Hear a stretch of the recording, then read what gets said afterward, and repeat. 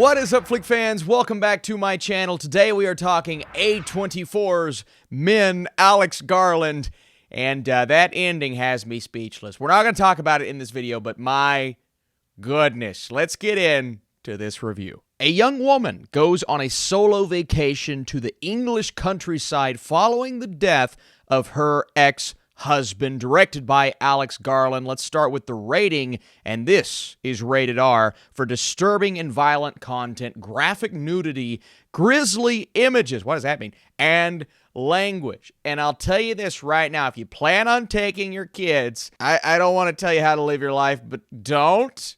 Please, for the love of God, you'll scar them. Don't. This film stars Jessie Buckley as Harper and Rory Kinnear as Joffrey, but really a plethora of characters. Harper, who just went through a traumatic experience, and we're in the midst of the fallout of that experience. So this is her idea to get away from it all. I do not want to be in that headspace anymore. I want something new, refreshing, peaceful to allow me to escape. And that's what this little trip was supposed to be. Oh boy, was she wrong. The film, while slower, and it's odd because it's a slower paced movie, but it ended so much quicker than I expected it to. It's like we are there before we know it, and I haven't had that kind of experience in quite some time. But it takes its time to build us up to the point to where we really start to ask questions. We get some creepy imagery and a couple of events that happen in the first act and really the first half of the movie, but it's not until there's a conversation between Harper and a priest when the tone really starts to shift and you begin to understand that something more is at play here. And this was my mindset throughout the first half of the film. I'm thinking to myself, we understand that she just went through trauma and maybe her head is not going to be in the right place. Therefore, she's going to begin seeing some things that could or could not be real. You're trying to figure out, is she a reliable or unreliable narrator of sorts? And essentially, that question is answered. I'm not going to reveal it here, but you're trying to piece those things together in your head. And then you begin to get the thriller aspect of it all. The horror begins to set in.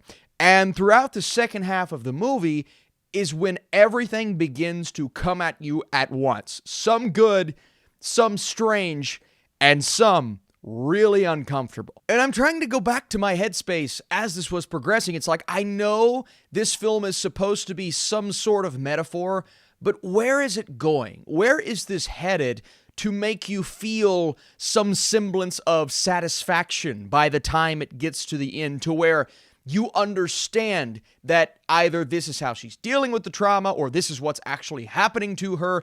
And again, those questions are answered, but I don't know if the ending of this film is going to be firm enough. I gotta watch my verbiage here. You know if you've seen it. I don't know if it's going to open you up. No, that's, if you've seen the film, you know that no, I don't want to say that. You have to be willing to embrace what Alex Garland is going for. Austin, who's Alex Garland? Well, numerous projects like Ex Machina and Annihilation, two movies that I really respect, appreciate, especially Ex Machina. Annihilation is crazy, but it's also one that you sit and think about. And while this film isn't as trippy or sci-fi, it's very much a different kind of movie. It's much more horror, thriller. And until the final sequence, the final 10 minutes, which we will talk, I promise, we'll talk about, the thrills and the scares, they were actually extremely well executed. And I'm the kind of guy that doesn't really, jump scares, they don't get me. It's more so you have to keep me on edge and keep that intensity amplified to make me feel uncomfortable. And this movie does that really, really well. The imagery is fantastic, other than one or two moments that just don't utilize the CGI properly. Maybe that's what they're going for. I'll just say it's a CGI face, and it didn't quite work. Now, that may have even worked in its favor because it just makes you feel uncomfortable while you're watching. But I'm sitting here going, is it so bad that it's making me feel uncomfortable, or were those the intentions?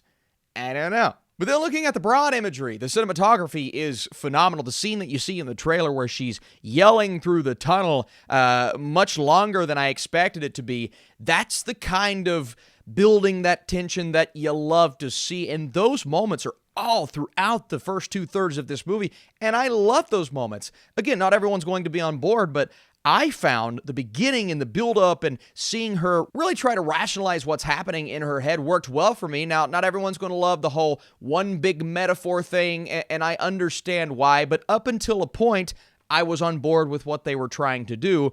And then we get to the ending, the final sequence that I did not know how to feel about. I was feeling pretty good up until that point. That happened, and I go, oh.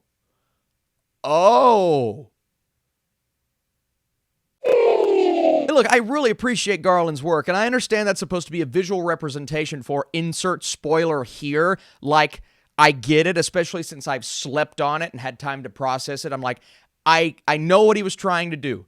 But for some reason, that sequence did not hit me on the level that it should have. It's unnerving. It's freaky. I've never seen anything like it. I appreciate it in that sense, but it was too much for me, to the point to where my theater, a packed theater, I had to sit really close to the screen. I didn't know it was going to be that packed. I waited to buy my tickets. A packed theater was kind of laughing. Like, some of them, you could tell there was intensity there, but others were laughing, and I'm like, I don't think people are supposed to be laughing.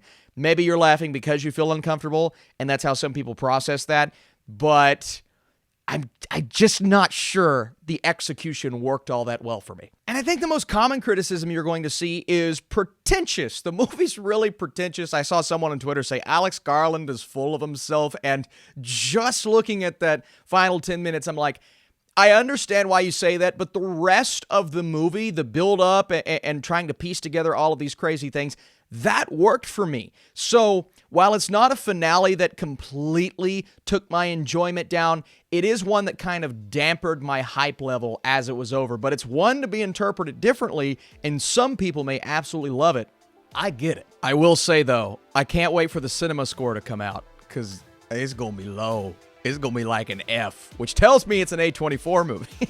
Before I give you my score, what did you think about Men? Leave your comments and thoughts down below. Agree or disagree, I appreciate all of your opinions. And if you like this video, let me know. Hit that like, it helps the algorithm. Men provides a compelling and layered character study that grips you until its final act. The finale may be a bit much, but it will at least spark conversation. My final score is a 70% for this film. It's still one that I'm processing, and I'm like, I need to see it again. Probably should see it again, just to get a firm belief on my thoughts on the final act. But hey, at least I'm thinking about it. Most movies I walk out of, I'm like, what did I watch?